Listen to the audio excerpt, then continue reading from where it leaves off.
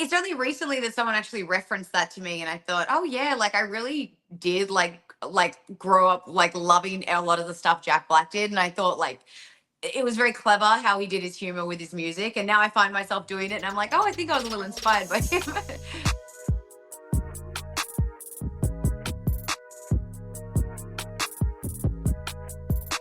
What is going on, you guys? Welcome into the Takedown on SI YouTube channel. Rick Ucchino here with a woman who is riding a wave of momentum, hopefully into AEW Grand Slam in Australia. The uber talented Harley Cameron joining me here on the channel today. So nice to talk to you again so soon. This is becoming a habit, and I am okay with it. First of all, lovely to see you and speak to you again. I appreciate you, sir. You're gonna make my head explode. All the compliments.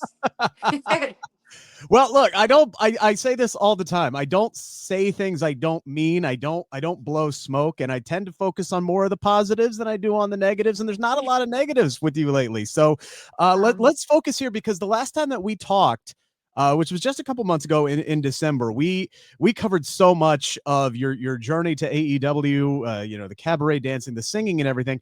One of the things I forgot to ask about was your foray into becoming a ventriloquist, which is why I am so glad that has made it onto AEW programming. So everything is lining up perfectly here.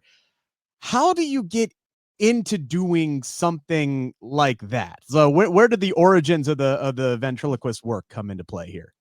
It's so interesting that it's ended up in the world of wrestling, because I never imagined, once I left Australia, I never really imagined doing it again unless I pursued it, for what it was. But I used to work at a cabaret for many years, and there was a lot of variety acts there and such. And the cabaret itself, which was Dracula's Cabaret, was very big on puppetry. They were renowned for, they're an amazing show, but they were renowned for these puppetry acts that we would always have, and every year they do a different puppetry act. So I became obsessed with puppetry from that, and it kind of made me dive down this rabbit hole of like, and doing it at work and then doing it in my own time at home, because I obviously I was a singer, I was a musician most of my life, and I found that I was so interested in the manipulation of the wording and everything that came in ties with it. So I started doing it in my own time and became, very, very enveloped in it. And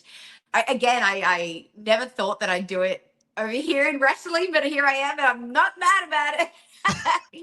So, like, how long did it take you to, get the hang of not moving your lips? Like, how much practice had to go into that? I will honestly say, because I think it came really easily for me, because I was a singer. So I studied a lot of voice technique for a long time. I also, years ago, I lost my voice, and I had to take speech pathology to basically learn how to sing and talk around what was called vocal nodules, which is where you get callus on your vocal cords. So you have to like learn how to kind of talk around it and sing around it. And through that, I learned of a lot of techniques. And it was a blessing in disguise, really, because it taught me a lot of helpful things that helped with this particular act. So, I was upset that I lost my voice back in the day, and now I can use puppets, so it turned out all good. Do you ever use that to play tricks on people, like throw a Beetlejuice and just like, throw your voice in another corner of the room or something like that? You know what? I haven't been inspired to until now. So if I do, I'll have you to thank, sir. Oh, well, yeah, no, don't give me any of the credit if you pull that off. I'll be like, Rick told me to do this. That's fine. Barely anybody knows who I am, so we're good with that one. But like, how is Mercedes, by the way, after that vicious dog attack we saw play out on social media? Oh my gosh, I know. Do you know what? I feel like it's sad that her own dog has turned against her. But maybe it's because she's not being very nice. If I was a dog and my owner was being a bully to somebody, then I might have to chew them in a public airport as well. So I can understand. I can relate. So, but we are going to keep seeing Mercedes on television, though. Like, everything is fine there. Yeah, I'm pretty sure she's recovered. She's recovered. Lucky it's just a corgi, so the corgi was gentle, to my understanding, to my knowledge. So full recovery expected. Right. All right. So we've talked about. You said the ventriloquist came very easy to you. Obviously, you're a fantastic singer. We've seen that play out more and more on television. The time you're great actress. The comedic chops are insane. Is there anything you don't do well? Like, is there anything that you've tried your hand at and you have just failed massively at? I will say this. I will admit I'm not the best driver. Oh, okay. It took, yeah, when I grew up, my parents made me learn how to drive a manual, which we call it a manual in Australia. Is that what it's called here? Manual? Shift Yeah, yeah, gear? yeah. Manual Yeah. automatic. Yeah. Yeah, I think I failed my driver's test, I think 6 times. And then, moving to America, and it was all on the opposite side of the road, was another battle. So I can hand on heart say I do not enjoy driving. I like to be in the passenger seat for the most part, but I'm getting better. I have an electric car now and it can drive itself, which is fantastic. There we go. Love that. Love that. So, like, doing a lot more of the singing on AEW television because you're all over the place now. You're on Dynamite, you're on Collision. I love seeing that. The Money Train song was such a big hit. How long did it take you to come up with with that song?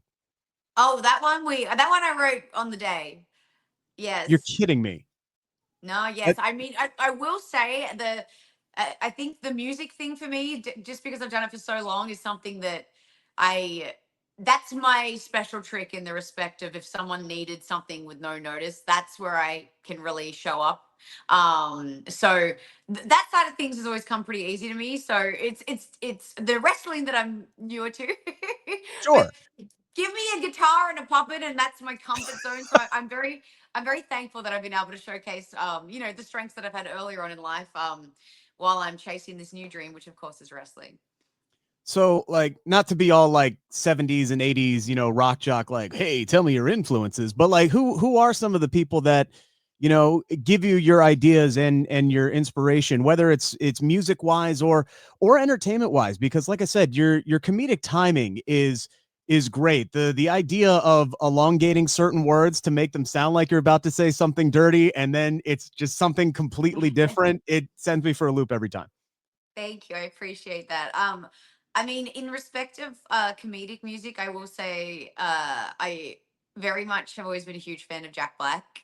Um, I always was just so entertained by him, and I always thought it was really cool how he mixed. It has always mixed music with comedy, and I think that's like a really rare thing that people do. And again too, I'm very into the concept of mixing arts together, and it's only recently that someone actually referenced that to me, and I thought, oh yeah, like I really did like grow up like loving a lot of the stuff Jack Black did, and I thought like it was very clever how he did his humor with his music, and now I find myself doing it, and I'm like, oh, I think I was a little inspired by him.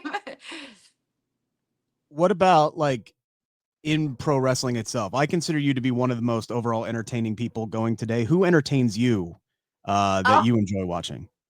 oh my gosh, there's so many to name. There's like there's too many to name. I feel like whenever I get put on the spot with these things, I'm like, ooh.